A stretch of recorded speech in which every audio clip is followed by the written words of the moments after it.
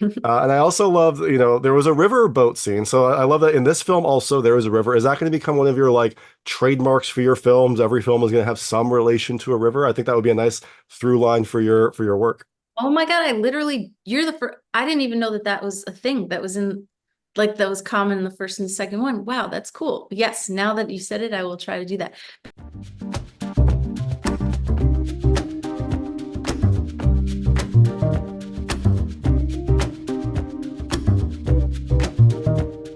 Hey everyone, it's David Stark from Watcher Pass, and I'm very excited to talk to Haroula Rose, the co-writer and director of All Happy Families, which is coming to theaters on September 20th, 2024. I'm going to talk to her right now, and while you're watching, if you can like and subscribe to this channel, that would be fantastic. I'll spend a lot. Thank you. So, thanks so much for joining me today. I'm very excited to talk to Haroula Rose, the co-writer and director of All Happy Families, which is coming to theaters on September 20th, 2024. I have been wanting to talk to her since her amazing directorial debut, Once Upon a River, that came out, I think, about 4 years ago. I finally get to talk to her about another amazing film. All Happy Families is just a wonderful, beautiful family drama with plenty of heart and a little bit of I don't know, conflict as well, but you get to kind of look into this family and see both the like wonderful love that they have for each other, but also some of the cracks as well. I can't wait to talk about it. So let's get started.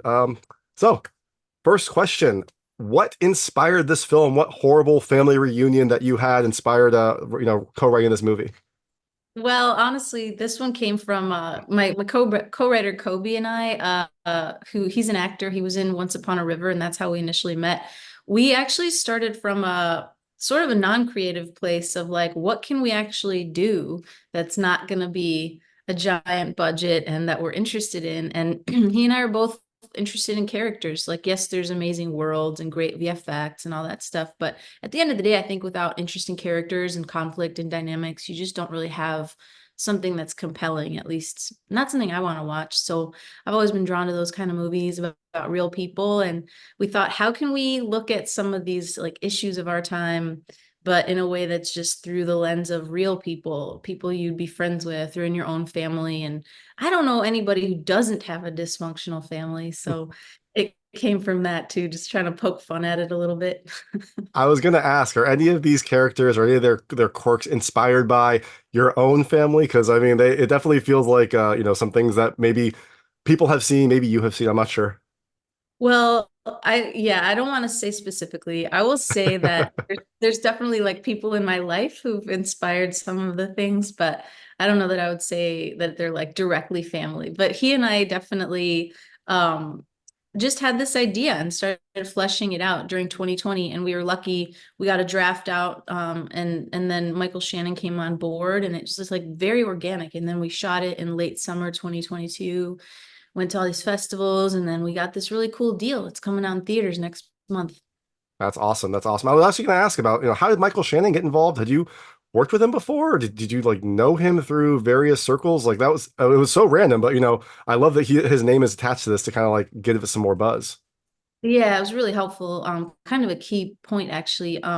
Having his support. He's a Chicago guy, and he's done theater here for a million years. And this is where I grew up. And Kobe moved here from Arkansas and did a ton of theater, and they've just known each other forever.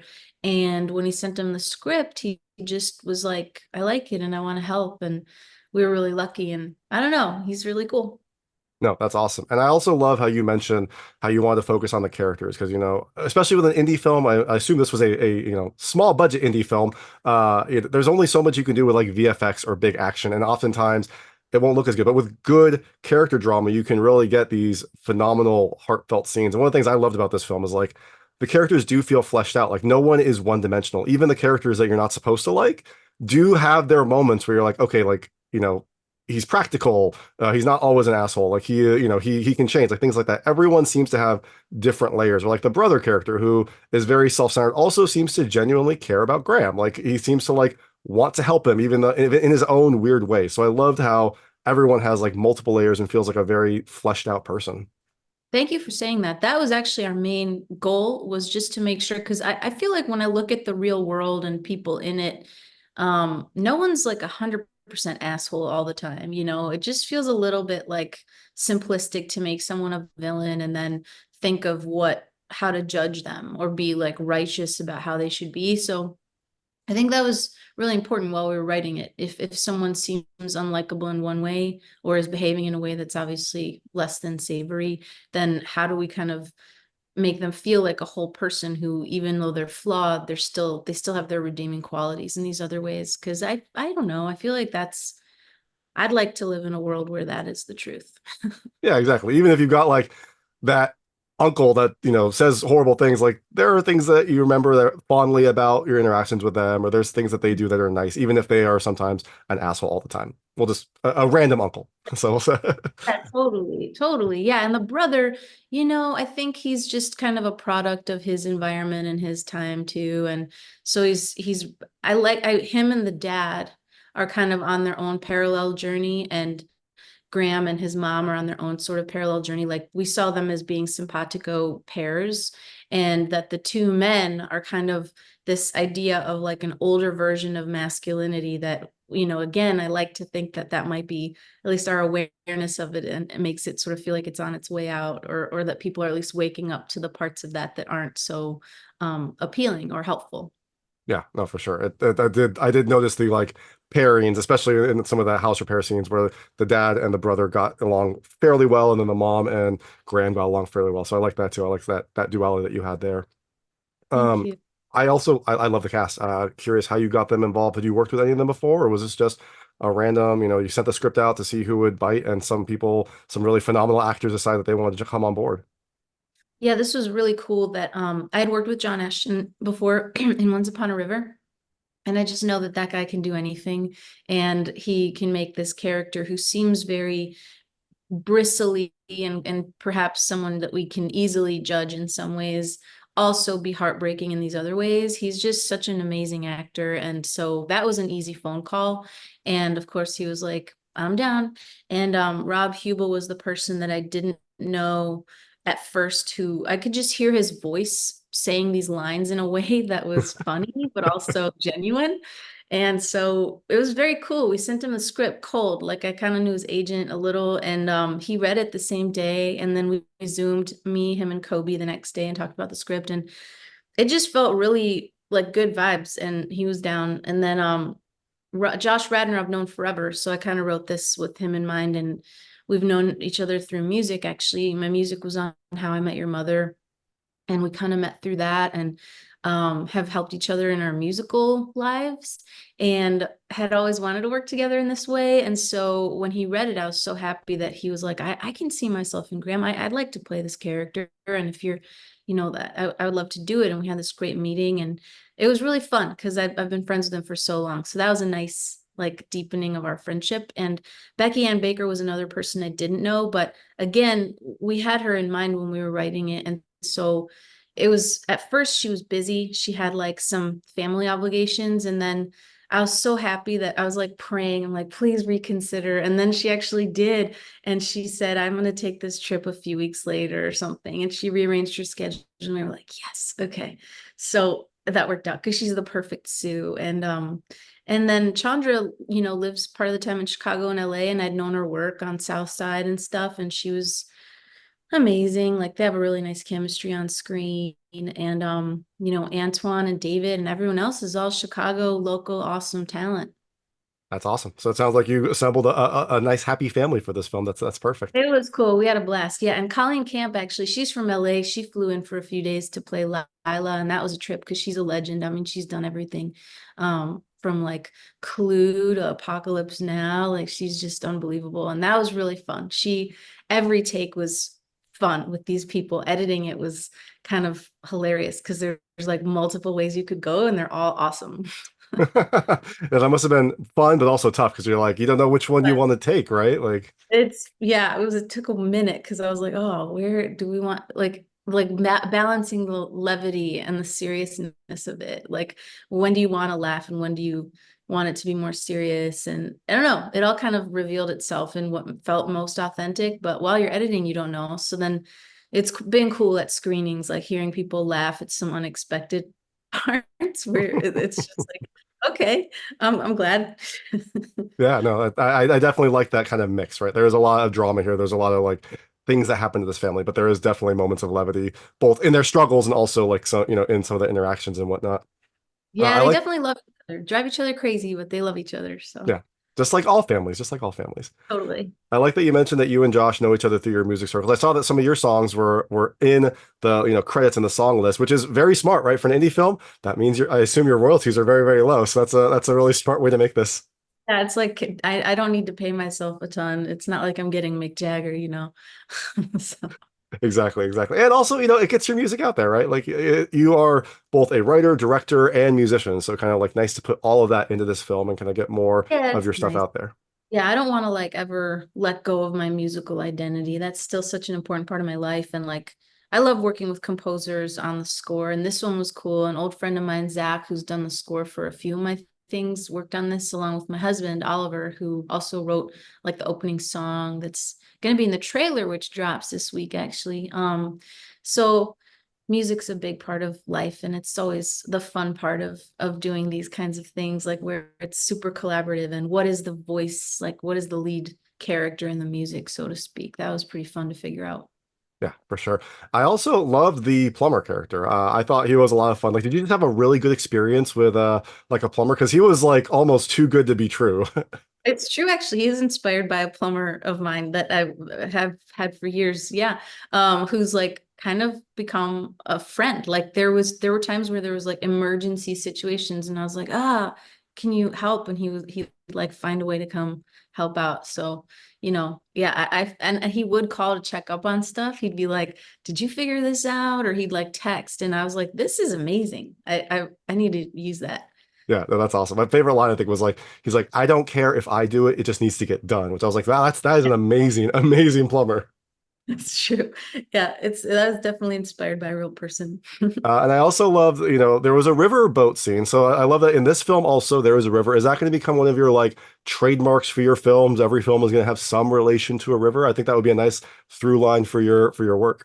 Oh my God, you're the first, I didn't even know that that was a thing that was in, like, that was common in the first and second one. Wow, that's cool. Yes, now that you said it, I will try to do that. But it's just more about, for this one, I'm obsessed with Chicago architecture and that tour. Like, whenever anyone's in town that like doesn't know the city, I'm always volunteering. I'll take you, because I've done it like 5 times now, and each time I learned something new, and it's so fun and it's so beautiful. And I just wanted it to be, we're in the house a lot, so it was nice to change it up and makes it feel like a bigger budget movie than it is, doesn't it? I mean, feels like it's pretty like cool to have a boat scene, I guess. I Yeah, think no, for about sure. Yeah, you get like, you get the grand look of Chicago, you get a bunch of people in there. And I think it also helps to flesh out Will's character, like to show he's doing something nice for the family, but is it really for the family? Like there seems to be some, dual motives in him going out on the river cruise. Yeah, I think he likes being recognized and stuff, although it's now a little torturous for him after that moment. But I think of movies like My Best Friend's Wedding, also Chicago movie with that riverboat scene, similar thing. And there's a lot of I just wanted to show off the city and all these cool spots. So that was really fun to do. Yeah, no, that was awesome. Really quickly, I'd like to just briefly touch upon the end. I'm not going to really go into spoilers, but it feels like there are still some questions left in the ending. Like there is definitely growth in the family. There is, some realizations, but it feels like it ends with like, I don't know what's going to happen to some of these characters going forward. Was that always the intention, or were there other drafts where maybe there was like, I don't know, a more concrete resolution?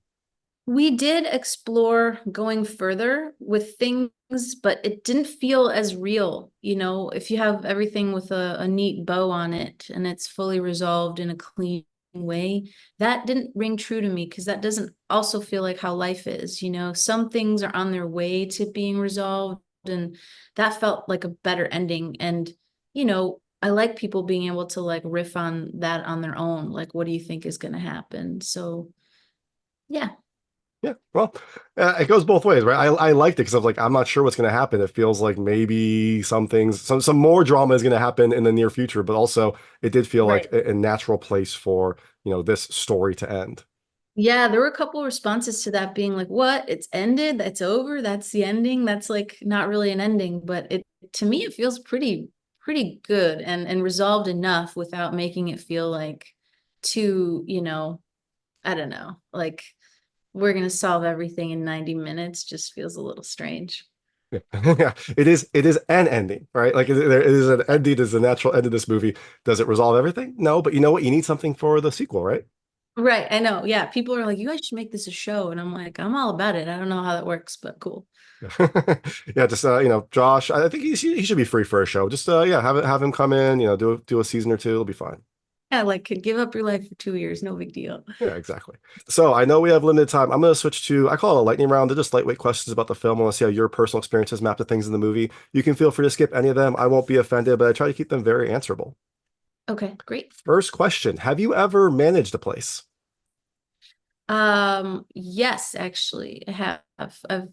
Rented out my house in LA and my apartments in Chicago, and my whole family's been in like real estate and renting and managing properties since I was a kid. So I've seen a lot of things, whether it was in my own experience or witnessing it, that was like a very true thing to deal with.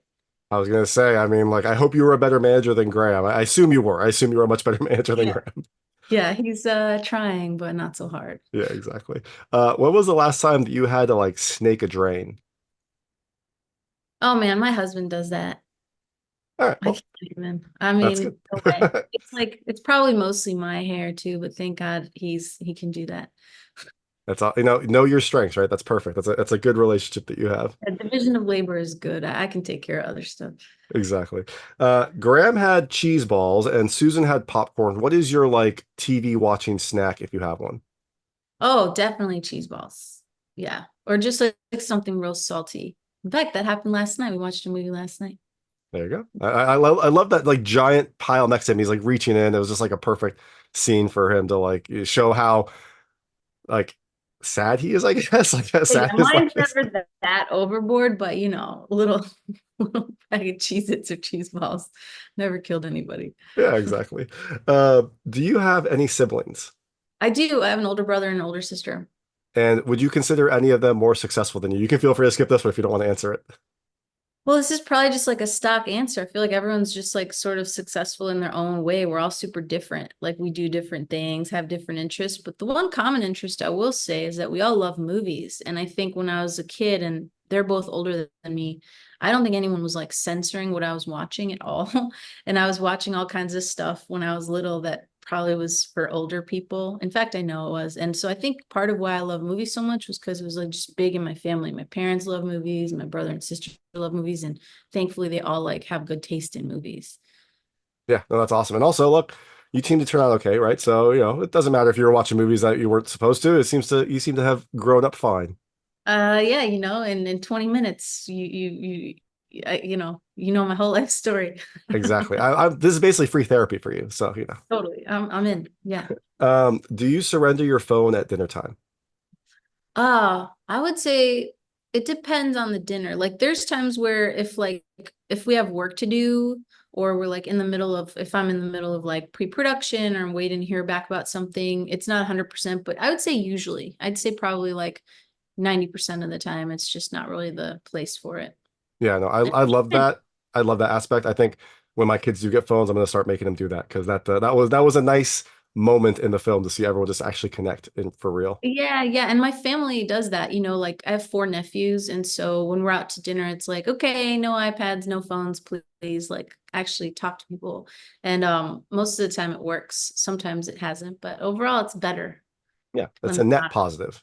Yeah, definitely. When was the last time that you had your entire family in one spot? Probably a holiday of some sort. Probably like